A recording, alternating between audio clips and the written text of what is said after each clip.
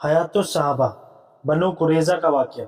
हज़रत आयशा रज़ी अल्लाह अन्हा फरमाती हैं कि गज़वा खंदक के दिन मैं बाहर निकली और मैं लोगों के पीछे चल रही थी कि इतने में मैंने अपने पीछे ज़मीन पर पैरों की आवाज़ सुनी।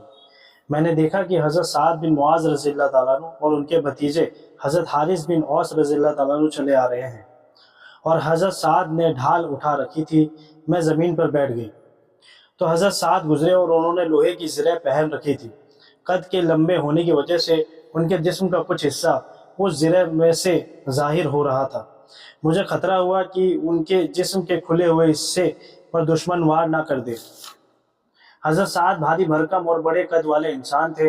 वे ये शेर पढ़ते जा रहे थे। तर्जुमा: ज़रा थोड़ी देर ठहर जा ताकि हमल नामी आदमी भी लड़ाई में पहुंच जाए, और जब मौत का वक्त आ जाए तो वह कितनी अच्छी मालूम होती है। फिर मैं खड़ी हुई, एक बाग में दाखिल हुई। वहाँ देखा तो कुछ मुसलमान वहाँ बैठे हुए थे, जिनमें हज़रत उमर बिन खत्ताब रज़ी अल्लाह तआला अन्हु भी थे। उनमें एक मुसलमान खौद पहने हुए भी थे।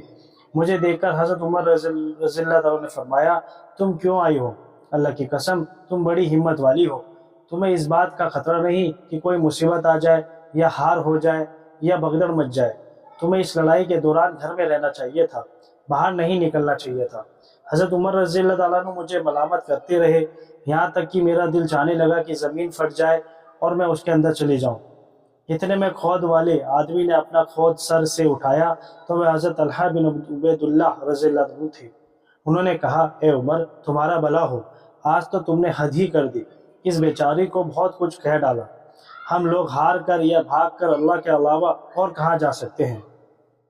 हज़रत आयशा रज़ी अल्लाह अन्हा फरमाती है कि मुझे जिसका खतरा था वही हुआ कि कुरैश के इब्नुल अरीका नामी एक आदमी ने हज़रत साद को तीर मारा और कहा, ले मेरा तीर, और मैं इब्नुल अरीका हूँ। तो उसका एक तीर बाजू की नस पर आकर लगा, जिससे वह नस कट गई। हज़रत साद ने अल्लाह से दुआ की कि जब मेरी आंखें बनु कुरैज़ा के अंजाम के बारे में ठंडी ना हो जाए, उस वक्त तक मुझे मौत ना दो। बनु कुरैज़ा हज़रत साद के जहालियत के दौर में दोस्त हुआ करते थे, तो उनकी दुआ की वजह से उनके जख्मों से खून निकलना बंद हो गया। अल्लाह ने मुशरिकों पर ज़ोरदार आंधी भेजी। अल्लाह की मदद ऐसी आई कि मुसलमानों को लड़ना ना पड़ा। अल्लाह बड़े ताकतवर और गालिब है।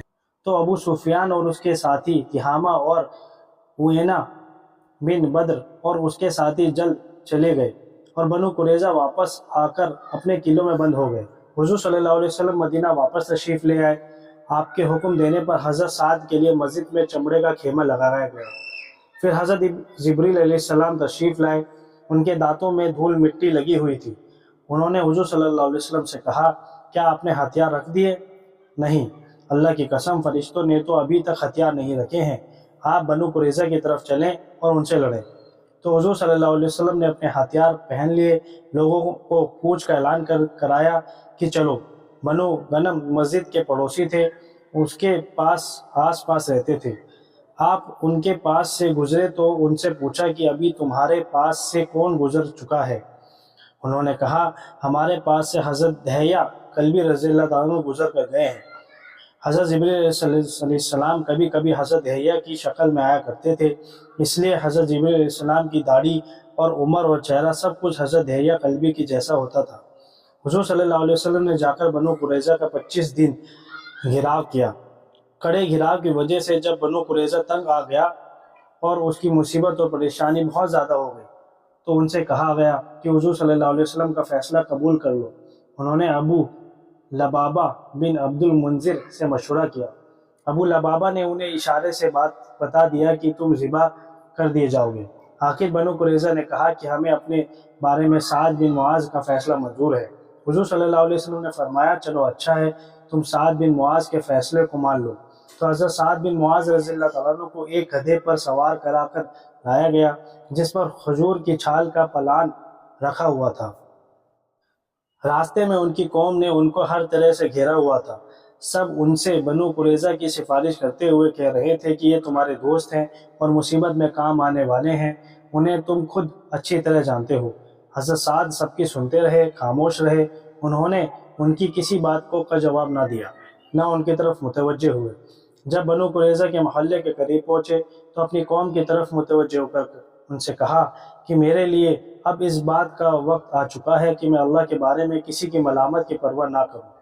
حضرت عائشہ فرماتی ہیں کہ حضرت ابو سعید رضی اللہ عنہ نے بیان کیا کہ جب حضرت سعد سامنے سے ظاہر ہوئے تو حضور صلی اللہ علیہ وسلم نے فرمایا کھڑے ہو کر اپنے سردار کو احتیاط سے سواری سے اتارو۔ حضرت عمر رضی اللہ عنہ نے فرمایا کہ ہمارے سردار تو اللہ ہے۔ حضور صلی اللہ علیہ وسلم نے فرمایا انہیں اتارو، تو صحابہ اکرام رضی اللہ عنہ نے ان کو اتارا۔ صحابہ اکرام رضی اللہ عنہ نے یہ سارا اہتمام ان کے گھائل ہونے کی وجہ سے کروایا۔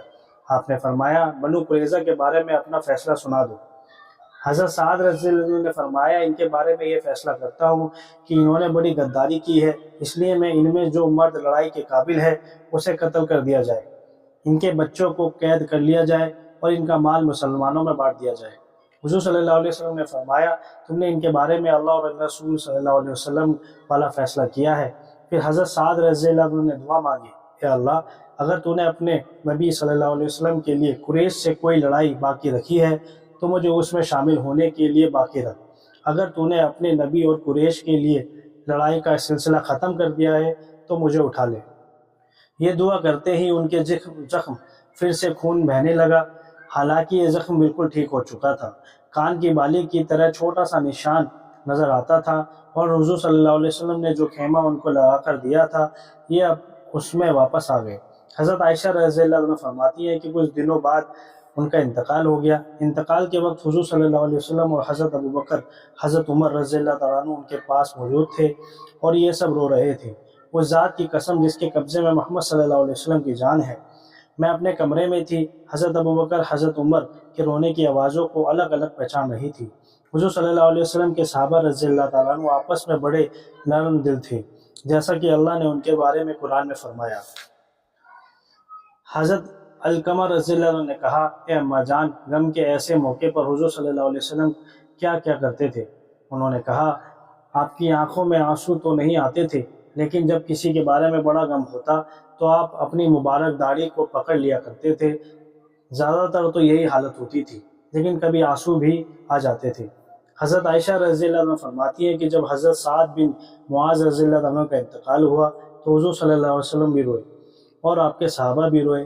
حالانکہ آپ کی عام عادت یہ تھی کہ جب آپ کو بہت زیادہ غم ہوتا تو آپ اپنی داڑھی کو پکڑ لیا کرتے تھے۔ میں اس وقت اپنے والد کے رونے کی وجہ آواز کو اور حضرت عمر کے رونے کی آواز کو الگ الگ پہچان رہی تھی۔ حضرت عائشہ رضی اللہ عنہ فرماتی ہیں کہ حضور صلی اللہ علیہ وسلم حضرت سعد بن معاذ رضی اللہ عنہ کے جنازے سے واپس تشریف لائے تو آپ کے آنسو آپ کی داڑھی پر بہہ رہے تھے۔